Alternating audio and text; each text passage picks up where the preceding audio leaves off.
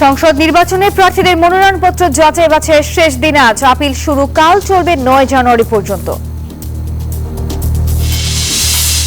খালেদা জিয়ার সমাধিতে শ্রদ্ধা জানাতে আজও মানুষের ভিড়। তার আদর্শ ধারণ করে দেশ এগিয়ে নেওয়ার আহ্বান। মব সৃষ্টি না করে দেশের স্বার্থে সবাই এক হয়ে আপাতত দেশকে আমরা বাঁচাই।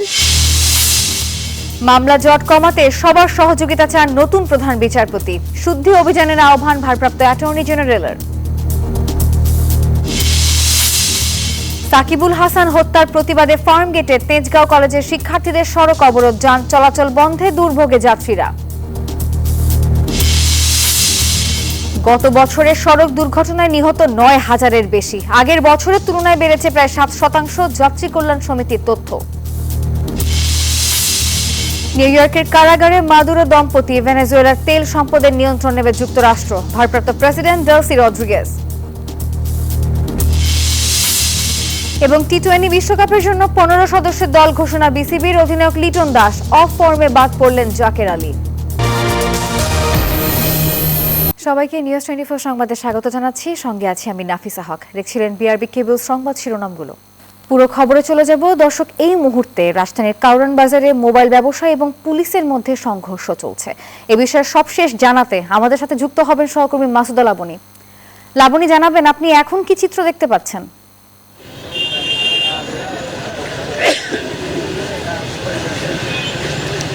নাফিসা, ঠিক এই মুহূর্তে কারওয়ান বাজার থেকে ঠিক বাংলা মোটরের দিকে যে সড়ক, এখান থেকে যে স্ট্যান্ড প্লাজার দিকে সড়ক আছে, এই দিকে মোবাইল ব্যবসায়ী যারা আছেন তারা চলে গেছেন এবং ঠিক সকাল 10টার পর থেকে কিন্তু মোবাইল ব্যবসায়ীরা যে অবস্থান কর্মসূচি শুরু করে, এই জন্য দফায় দফায় ধাওয়া পাল্টা ধাওয়ার ঘটনা ঘটে।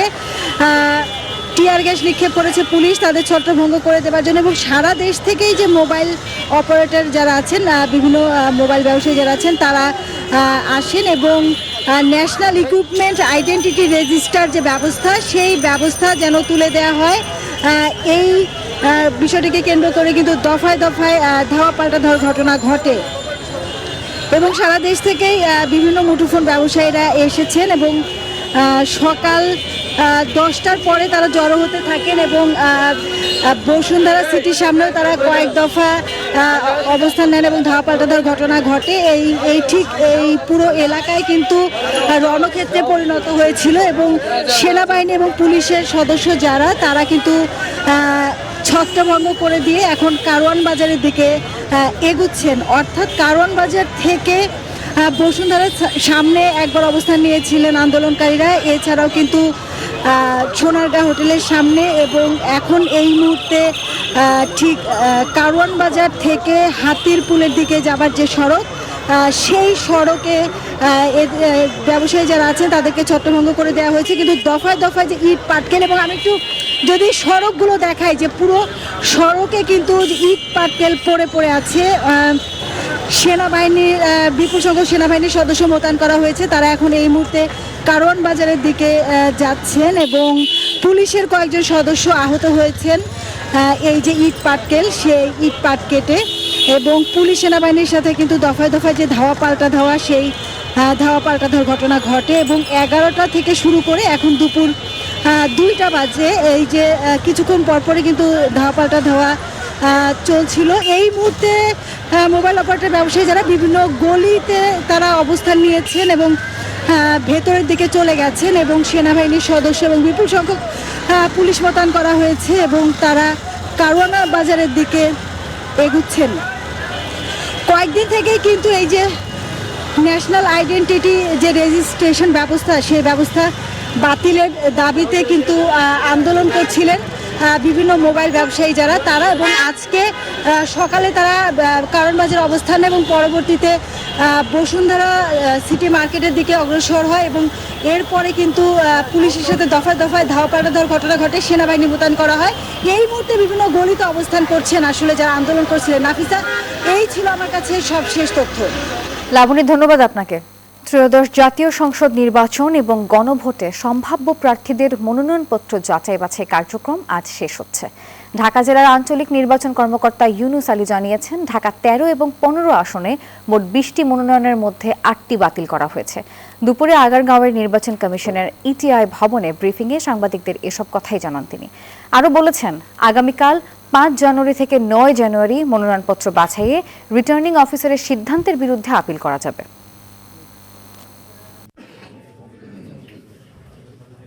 ঢাকা 13 ও ঢাকা 15 আসনের মনোনয়নপত্র দাখিলকারীগণের মনোনয়নপত্র যাচাই বাছাই গত 3 জানুয়ারি তারিখে সম্পন্ন হয়েছে। 186 ঢাকা 13 আসনে মোট 11 জন প্রার্থী মনোনয়নপত্র দাখিল করেছিলেন। যাচাই বাছাই তার মধ্যে 5 জন প্রার্থীর মনোনয়নপত্র বাতিল করা হয়েছে এবং 6 জন প্রার্থীর মনোনয়নপত্র বৈধ ঘোষণা করা হয়েছে। 188 ঢাকা 15 আসনে মোট 9 জন প্রার্থী মনোনয়নপত্র দাখিল করেছেন। যাচাই বাছাইয়ে 6 জন প্রার্থীর মনোনয়নপত্র বৈধ ঘোষণা করা হয়েছে এবং 3 জন প্রার্থীর মনোনয়নপত্র বাতিল ঘোষণা করা হয়েছে। দর্শক, এই বিষয়ে বিস্তারিত জানাতে আমাদের সঙ্গে ঢাকা এবং ঢাকার বাইরে থেকে সহকর্মীরা যুক্ত হবেন। শুরুতেই যাব ঢাকাতে, রয়েছেন সহকর্মী মাহতাব রোজা। রোজা, জানাবেন এখনকার সবশেষ কি তথ্য আপনার কাছে রয়েছে?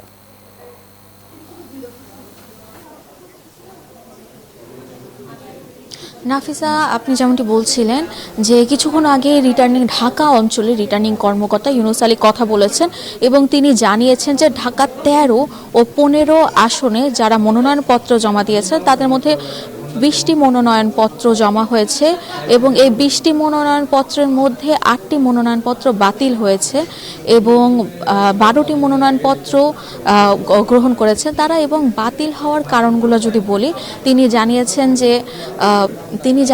যে সরকারি চাকরি শেষ হওয়ার পরও 3 বছরের মেয়াদ অনেকের শেষ হয়নি। তারপর স্বাক্ষরের 1% যে স্বাক্ষরের ভোটারদের স্বাক্ষর প্রয়োজন, অনেকে সেই স্বাক্ষরটি জমা দিতে পারেনি এবং তার পাশাপাশি কাগজপত্রের অনেক ঘাটতি রয়েছে। তারা যে ফর্ম পূরণ করেছে সেই ফর্মে অনেক কিছুই অনেক তথ্য তারা বাকি রেখেছেন, যার কারণে এছাড়া আরও বিবিধ বিষয়ের কারণে তাদের মনোনয়নপত্র বাতিল হয়েছে। এবং তিনি আরও জানিয়েছেন যে কালকে থেকে অর্থাৎ 5 তারিখ থেকে 9 তারিখের মধ্যে তারা এটার বিরুদ্ধে তারা আপিল করতে পারবে নির্বাচন কমিশনে এবং নির্বাচন কমিশনে এবং এই বাতিলের পরেই তারা এটি নিয়ে নির্বাচন কমিশন যাচাই বাছাই করে শুনানির মাধ্যমে তারা এর পরবর্তীতে জানাবেন যে তারা মনোনয়ন পাবে কি পাবেন না। এই ছিল আমার কাছে আগারগাঁও নির্বাচন কমিশন থেকে সর্বশেষ তথ্য। আমি চলে যাচ্ছি সেগুন বাগিচায়, সেখানে আছেন সহকর্মী নামিরা। আপনার কাছে কি তথ্য আছে জানাবেন।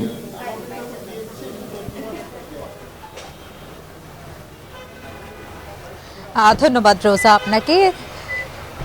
রোজা আপনাকে। যাচাই বাছাই শেষে ঢাকা জেলা ও মহানগরে 20টি আসনে কিন্তু 238টি মনোনয়নপত্র দাখিল হয়েছিল এবং এরই মধ্যে 75 জন প্রার্থীর মনোনয়নপত্র বাতিল হয়েছে।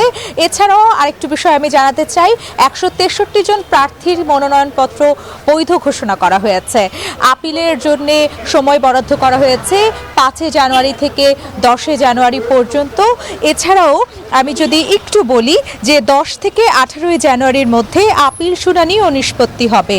20 জানুয়ারির প্রার্থিতা প্রত্যাহার করতে পারবেন প্রার্থীরা। এরপর 21 জানুয়ারি চূড়ান্ত প্রার্থী তালিকা প্রকাশ ও প্রতীক বরাদ্দ করা হবে। এরপর দিন 22 জানুয়ারি থেকে 10 ফেব্রুয়ারি পর্যন্ত প্রচারণা চালাতে পারবেন প্রার্থীরা। ত্রয়োদশ জাতীয় সংসদ নির্বাচনকে কেন্দ্র করে আগামী 12 ফেব্রুয়ারি কিন্তু ভোটের দিনক্ষণ চূড়ান্ত করা হয়েছে এবং যেমনটা দর্শকরা হয়তো জানেন যে সকাল 7:30 থেকে বিকেল 4:30 পর্যন্ত ব্যালট পেপারের মধ্য দিয়ে কিন্তু ত্রয়োদশ জাতীয় সংসদ নির্বাচনের ভোট অনুষ্ঠিত হবে। তো এ ছিল এখান থেকে সর্বশেষ তথ্য। এই মুহূর্তে চলে যাব আমাদের সহকর্মী চট্টগ্রামে যিনি আকরাম, তার কাছে চলে যাব। আকরাম, আমাদেরকে জানাবেন এখানের সর্বশেষ তথ্য কি আছে আপনার কাছে? ধন্যবাদ নামিরা। আমরা আছি এখন চট্টগ্রামের জেলা প্রশাসনের সম্মেলন কক্ষে, যেখানে রিটার্নিং অফিসার মনোনয়নপত্র যাচাই বাছাই করছেন। গতকালকে চট্টগ্রামের 8টি আসনের সংসদ সদস্য পদপ্রার্থীদের মনোনয়নপত্র যাচাই বাছাই কার্যক্রম শেষ হয়েছে। আজকে আর 16টি আসনের মধ্যে আজকে আর 8টি আসনের মনোনয়নপত্র যাচাই বাছাই কার্যক্রম চলছে।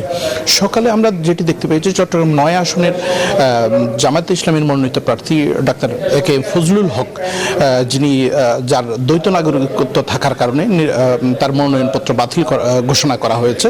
অন্যদিকে বিএনপির মনোনীত প্রার্থী আবু সুফিয়ান, তার মনোনয়নপত্র কোনো আপত্তি না থাকার কারণে মনোনয়নপত্র বৈধ ঘোষণা করা হয়েছে। অন্যদিকে আমরা চট্টগ্রাম 14 আসনের চন্দনাইশ সেখানে আমরা যেটি দেখতে পেয়েছি সেটি হচ্ছে বিএনপি মনোনীত প্রার্থী জসিমউদ্দিনের মনোনয়ন সাময়িকভাবে স্থগিত রাখা হয়েছে।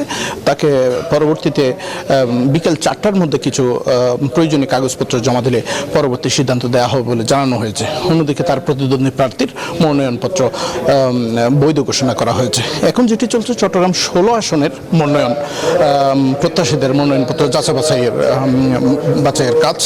সেই যাচাই বাছাই শেষে প্রার্থীদের মনোনয়নপত্র বৈধ এবং প্রয়োজনীয় দিক নির্দেশনামূলক বক্তব্য দেবেন রিটার্নিং অফিসার। এখন পর্যন্ত চট্টগ্রাম থেকে আমার কাছে ছিল সর্বশেষ অবস্থা। এখন আমরা যাব সোহাগের কাছে, আমাদের সহকর্মী। সোহাগ, আপনি জানাবেন সেখানকার সর্বশেষ অবস্থা।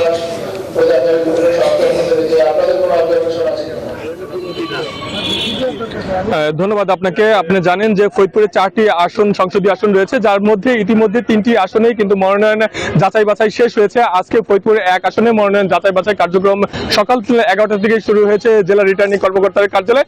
আমরা দেখেছি যে ফরিদপুরে এই 1 আসনে 15 জন প্রার্থী তাদের মনোনয়ন দাখিল করেছেন, যার মধ্যে থেকে 8 জনের মনোনয়ন স্থগিত করা হয়েছে, যার মধ্যে রয়েছে বিএনপির মনোনীত প্রার্থী খন্দকার নাসিরুল ইসলাম, তার মনোনয়নপত্র কিন্তু স্থগিত করা হয়েছে। এছাড়া জাতীয় ঐক্য ফ্রন্টের শাহ মোহাম্মদ আবু জাফর, তার মনোনয়ন স্থগিত করা হয়েছে। জামাত ইসলামের ইলিয়াস মোল্লা, তার মনোনয়ন স্থগিত করা হয়েছে। খেলাফত মজলিসের শারাফত সর্দার, তার মনোনয়ন স্থগিত করা হয়েছে। জনতা পার্টির মিন্ময় কান্তি দাস, তার মনোনয়ন স্থগিত করা হয়েছে। জাতীয় পার্টির সুলতান আহমেদ, তার মনোনয়ন কিন্তু স্থগিত করা হয়েছে। এছাড়াও বাংলাদেশ কংগ্রেস এর খালিদ বিন বাসের, তার মনোনয়ন স্থগিত করা হয়েছে। সর্বশেষ আবুল বাশার খান, স্বতন্ত্র প্রার্থী, তার মনোনয়ন কিন্তু স্থগিত করা হয়েছে, এমনটা কিন্তু আমরা জানতে পেরেছি। এছাড়াও যেই অন্য 7 জন প্রার্থী রয়েছে, সেই 7 জন প্রার্থীর মনোনয়ন বাতিল ঘোষণা করেছে। তাদের যে 1% যে ভোটার দরকার, সেই ভোটার কিন্তু মিল না পাওয়ার কারণে কিন্তু তাদের মনোনয়ন বাতিল করা হয়েছে, এমনটা কিন্তু আমরা জানতে পেরেছি। তো 15 জনের মধ্যে এখন পর্যন্ত কাউকে বৈধ ঘোষণা করা হয়নি।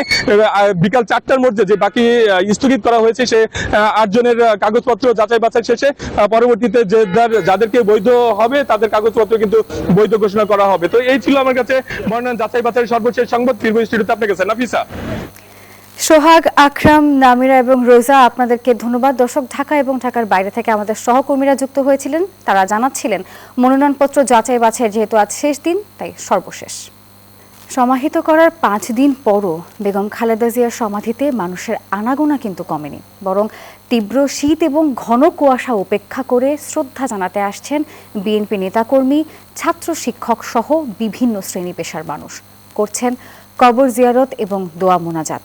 বেগম জিয়ার স্বপ্নের বাংলাদেশ গড়ে তুলবেন তারেক রহমান, এমনটাই প্রত্যাশা তাদের। তীব্র শীতে কুয়াশার চাদর ভেদ করে আসছে মানুষ।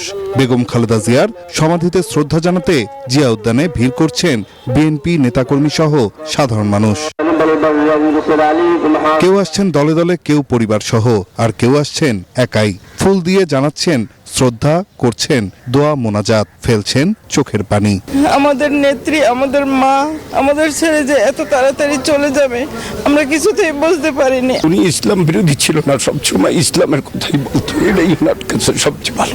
ওনার মতো এত মায়া, নেতাকর্মীদের এত খোঁজ খবর রাখা, জানি না সামনে আমরা এরকম ছায়া তলে থাকতে পারবো কিনা। মহান রব্বুল আলামিন যত বেহেশতবাসীদের সাথে তাকে বেহেশতবাসীর স্বজন হিসেবে তাকে কবুল করে নেন। রবিবার সকালে জিয়া উদ্যানে আসেন ঢাকা বিশ্ববিদ্যালয়ের বিএনপিপন্থী শিক্ষকদের সংগঠন সাদা দলের নেতারা। জানান ফুলেল শ্রদ্ধা করেন জিয়ারত। পরে সংগঠনটির আহ্বায়ক অধ্যাপক ডক্টর মোর্শেদ হাসান খান বলেন, বেগম জিয়ার রাজনৈতিক আদর্শ ধারণ করে বেরিয়ে আসতে হবে বিদ্বেষের রাজনীতি থেকে। উনি এত অ্যাকোমোডেটিভ ছিলেন, ওনার মধ্যে কোনো হিংসা ছিলেন না, উনি কোনোদিন কোনো বাজে কথা বলেন নাই, কাউকে কোনোদিন কারো শত্রুতা করেন নাই। তো আমাদের পরবর্তী যে নেতা আমাদের ভারপ্রাপ্ত চেয়ারম্যান জনাব তারেক রহমান, আমরা ওনার মধ্যেও সেই জিনিসই দেখতে পাচ্ছি। তিনি দেশের মানুষের প্রতি খালেদা জিয়ার মমত্ববোধের কথা স্মরণ করেন।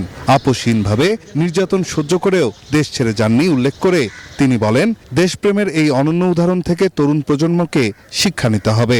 এই জেনারেশনকে বলবো যে এই জাতীয় মব সৃষ্টি না করে দেশের স্বার্থে সবাই এক হয়ে আপাতত দেশকে আমরা বাঁচাই। বেগম খালেদা জিয়ার সমাধিতে শ্রদ্ধা জানায় ইসলামিক আরবি বিশ্ববিদ্যালয়ের উপাচার্য সহ শিক্ষকদের একটি দল। তারাও খালেদা জিয়ার সহ্য করা অত্যাচার নির্যাতনের স্মৃতিচারণ করেন। বলেন, ইতিহাস থেকে শিক্ষা নিতে হবে, সবাই মিলে গড়ে তুলতে হবে খালেদা জিয়ার স্বপ্নের গণতান্ত্রিক বাংলাদেশ। নাইম আলচিকো, নিউজ 24, ঢাকা। মামলা জট কমাতে সবার সহযোগিতা চেয়েছেন নবনিযুক্ত প্রধান বিচারপতি জুবায়ের রহমান চৌধুরী। রোববার সকালে সুপ্রিম কোর্টে আয়োজিত এক সংবর্ধনা অনুষ্ঠানে এই কথা বলেছেন তিনি। প্রধান বিচারপতি আরও বলেন, বিচার বিভাগের দুর্নীতি বন্ধে ব্যবস্থা নেওয়া হবে। বিচার বিভাগ সিন্ডিকেট মুক্ত করতে প্রধান বিচারপতিকে শুদ্ধি অভিযান পরিচালনার আহ্বান জানিয়েছেন ভারপ্রাপ্ত অ্যাটর্নি জেনারেল আরশাদুর রউফ। পরে সুপ্রিম কোর্ট বার অ্যাসোসিয়েশনের সভাপতি মাহবুবউদ্দিন খোকন বলেন, বিচার বিভাগ দুর্নীতিমুক্ত না হলে মামলার জট কমবে না। I certainly intend to take positive steps to reduce the backlog of cases in all the courts of the country by adopting appropriate technological measures and also to ensure the safety and well-being of the judges, lawyers and the large number of litigants who come to this arena to seek justice. নতুন বাংলাদেশের প্রথম প্রতিশ্রুতি হলো একটি স্বাধীন সার্বভৌম বিচার ব্যবস্থা। স্বপ্নের বাংলাদেশ বিনির্মাণের পথে এগিয়ে হবে প্রথম সিঁড়ি।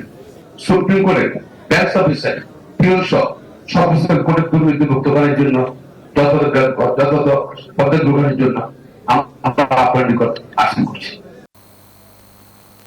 তেজগাঁও কলেজের শিক্ষার্থী সাকিবুল হাসান রানা হত্যার বিচারের দাবিতে ফার্মগেটের সড়ক অবরোধ করে বিক্ষোভ করছে শিক্ষার্থীরা। আর এতে খামারবাড়ি, বিজয় সরণি ও আশপাশের সড়কগুলোতে যান চলাচল বন্ধ হয়ে যায়। এতে চরম দুর্ভোগে পড়েছেন যাত্রীরা। আন্দোলনকারীরা জানান, সহপাঠী সাকিব হত্যার 24 দিন পার হলেও এখনও কাউকে গ্রেপ্তার করতে পারেনি। বিচারের অগ্রগতি না হওয়া পর্যন্ত এই কর্মসূচি চালিয়ে যাওয়ার হুঁশিয়ারি দিয়েছেন তারা।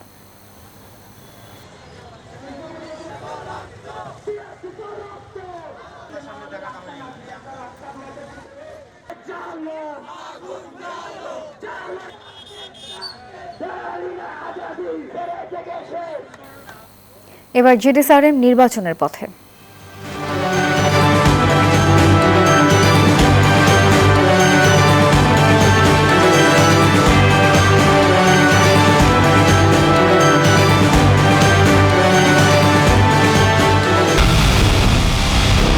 পুরো দেশের মুখে হাসি ফোটাতে নিজেকে হতে হয় স্ট্রং, আর মনোবল হতে হয় স্পার্ক জিরো। জেডিসিআরএম 25 বছরের পথ চলায় নিরাপদে রাখার প্রত্যয়ে।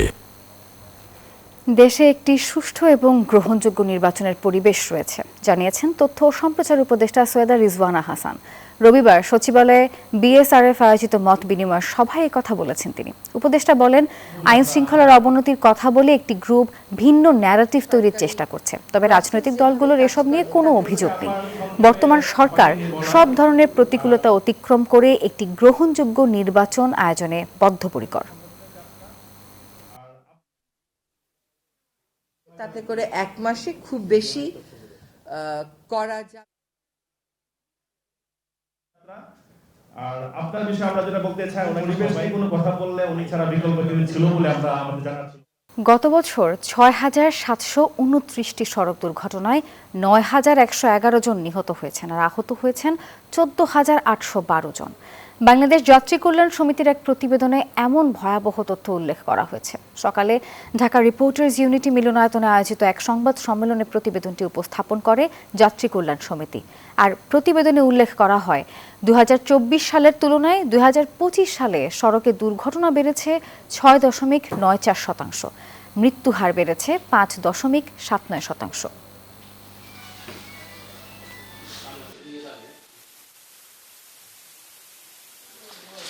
দেশে 20 লাখ মেট্রিক টন খাদ্য মজুদ রয়েছে, যা বিগত 5 বছরের তুলনায় সবচেয়ে বেশি বলে জানিয়েছেন খাদ্য উপদেষ্টা আলী ইমাম মজুমদার।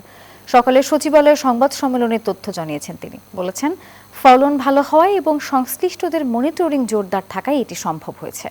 গেল বছর প্রাকৃতিক দুর্যোগের কারণে চালের দাম বেড়েছিল, আর এবছর সরকারের প্রস্তুতির কারণে আগামী 1 বছর চালের দাম স্থিতিশীল থাকবে। ভারতের সাথে বাংলাদেশের অর্থনৈতিক এবং বাণিজ্যিক যে সম্পর্ক রয়েছে তা রাজনৈতিক সম্পর্কের বাইরে। তাই ভারত থেকে চাল আমদানির যে সিদ্ধান্ত নেওয়া হয়েছে তাতে কোনো সমস্যা হবে না বলেও জানিয়েছেন উপদেষ্টা।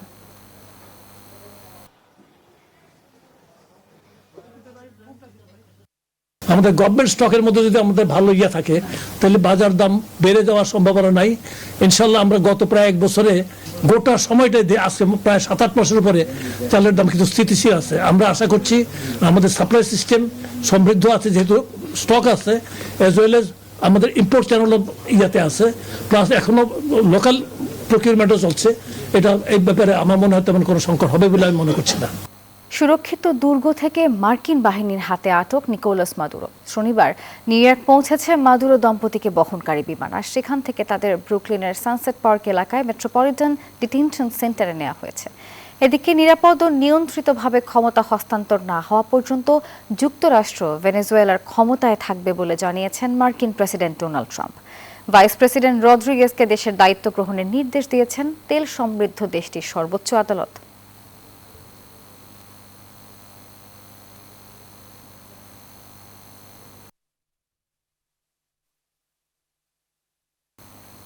খেলার খবর জানিয়ে দেব।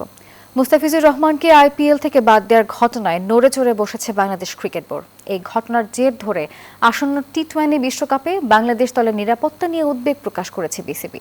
আয়োজনের নিরাপত্তা ব্যবস্থা সম্পর্কে জানতে চেয়ে আইসিসিকে ইমেইল করেছে বোর্ড। বাংলাদেশের ম্যাচ ভারত থেকে অন্য ভেন্যুতে সরিয়ে নিতে অনুরোধ জানিয়ে শিগগিরই চিঠি দেওয়া হবে। একই সঙ্গে মুস্তাফিজকে বাদ দেওয়ার আনুষ্ঠানিক কারণ জানতে চেয়ে ভারতীয় ক্রিকেট বোর্ডকেও চিঠি দেওয়া হবে। সিলেটে বিসিবি পরিচালকদের এক জরুরি সভায় এসব সিদ্ধান্ত নেওয়া হয়েছে।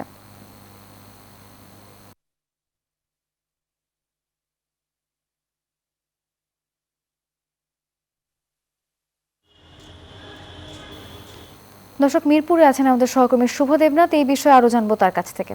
শুভ, জানাবেন বিসিবির চিঠির বিষয়ে আর কি তথ্য রয়েছে আপনার কাছে? নাফিসা, ধন্যবাদ আপনাকে। এরই মধ্যে তারা আইসিসিকে চিঠি পাঠিয়েছে এবং তারা পরিষ্কারভাবে জানতে চেয়েছে যে ক্রিকেটার থেকে শুরু করে যারা গণমাধ্যম কর্মী রয়েছে, যারা বিশ্বকাপ কাভার করতে যাবে, তারা কতটা নিরাপদ থাকবেন ওখানে। এবং আমরা যতক্ষণ সঙ্গে কথা হচ্ছে বিসিবির সভাপতি থেকে শুরু করে ক্রিকেট অপারেশন সকলে কিন্তু একই কথা বলছেন যে এই ধরনের অর্থাৎ যে নিরাপত্তা সংখ্যা থাকলে প্লেয়াররা অনেকে যেতে চায় না, সেক্ষেত্রে তারা সেই রিস্কটা নিতে যাবে না। সেক্ষেত্রে শ্রীলঙ্কা শিফট করার কথা বলেছেন এবং যদি সেটি না হয় তাহলে ভারতের অন্য কোনো ভেন্যুতে অর্থাৎ কলকাতার বাইরে অন্য কোনো ভেন্যুতে ম্যাচ খেলতে চার কিছুক্ষণ পরই একটি বিবৃতি দিবে বিসিবির পক্ষ থেকে, সেখানে তারা উল্লেখ করবে বিষয়গুলো। তবে আমরা যতজন পরিচালকের সঙ্গে কথা বলেছিলাম সকলে কিন্তু একই কথা বলছে, গতকাল রাতে গভীর রাত পর্যন্ত মিটিং হয়েছে। জুম মিটিংয়ে ক্রিকেট অপারেশন চেয়ারম্যান ছিলেন, বিসিবির সভাপতি ছিলেন এবং অন্য যারা পরিচালক ছিলেন তারা কিন্তু ছিলেন। তারা সিদ্ধান্তটা হচ্ছে যেমন যে প্লেয়ারদের সঙ্গে গণমাধ্যম কর্মীদের নিরাপত্তা এখানে কিন্তু নির্ভর করবে, কারণ প্লেয়ারের একটি সিকিউরিটি বন্ডিংয়ের মধ্যে থাকবে, গণমাধ্যম কর্মীরা যারা ম্যাচ কাভার করতে যাবে তারা কতটা নিরাপত্তা থাকবে, কারণ তারা তো বাংলাদেশের একজন প্রতিনিধি হয়ে যাবে। সেসব কারণটা জানতে চেয়েছে এবং এরই মধ্যে তারা আইসিসিকে চিঠি দিয়েছে এবং সিদ্ধান্ত তারা খুব দ্রুতই জানাবে এবং সেখানে কিন্তু উল্লেখ থাকবে বিষয়গুলো। এর আগেও যারা পরিচালক থেকে শুরু করে ক্রিকেটারদের সঙ্গে কথা হয়েছে তারা কিন্তু বলছিল যে মোস্তাফিজ ইস্যু তারা ভালোভাবে নেয়নি, কারণ তাকে যেভাবে দলের থেকে বাদ দেওয়া হয়েছে সেটি কোনোভাবে কাম্য নয়। ইন্টারন্যাশনাল একটি টুর্নামেন্ট হয় যেখানে ক্রিকেটটা হচ্ছে রাজনীতির ঊর্ধ্বে থাকা উচিত, সেসব মিলিয়ে কিন্তু কিছুটা প্রশ্ন রয়েছে এবং সেই প্রশ্নটা কিন্তু থেকে যাচ্ছে। বিপিএলে ম্যাচ চলছে কিন্তু সকলের নজর রয়েছে বিসিবি কি তাদের বিবৃতি দেবে। যদিও আজ সকালে বাংলাদেশ দল ঘোষণা করা হয়েছে, সেখানে জাকিরকে বাদ দেওয়া হয়েছে। নাফিসা, এই ছিল আমার কাছে এখন পর্যন্ত মিরপুর থেকে সর্বশেষ। শুভ, ধন্যবাদ আপনাকে। ভারত ও শ্রীলঙ্কায় অনুষ্ঠেয় 2026 টি20 বিশ্বকাপের জন্য 15 সদস্যের চূড়ান্ত দল ঘোষণা করেছে বাংলাদেশ ক্রিকেট বোর্ড। টাইগারদের নেতৃত্বে থাকছেন অভিজ্ঞ উইকেট রক্ষক ব্যাটার লিটন দাস। চমক হিসেবে সহ অধিনায়কের দায়িত্ব পেয়েছেন সাইফ হাসান। রবিবার এক বিজ্ঞপ্তির মাধ্যমে স্কোয়াড ঘোষণা করে বিসিবি। ঘোষিত দলে জায়গা হয়নি উইকেট রক্ষক ব্যাটার জাকের আলী অনিকের। টপ অর্ডারে লিটন সাইফের সঙ্গে রয়েছেন তানজিদ হাসান তামিম ও পারভেজ হোসেন ইমন। পেস আক্রমণে অভিজ্ঞতার পাল্লাই ভারী। দলের পেস ইউনিটে রয়েছে মোস্তাফিজ রহমান, তাসকিন আহমেদ, শরীফুল ইসলাম এবং তানজিম হাসান সাকিব। স্পিন বিভাগে লেগ স্পিনার রিশাদ হোসেনের সঙ্গে রয়েছেন শেখ মেহেদী হাসান ও নাসুম আহমেদ। সংবাদের এখনকার আয়োজন এই পর্যন্তই। এতক্ষণ সঙ্গে থাকার জন্য ধন্যবাদ সবাইকে।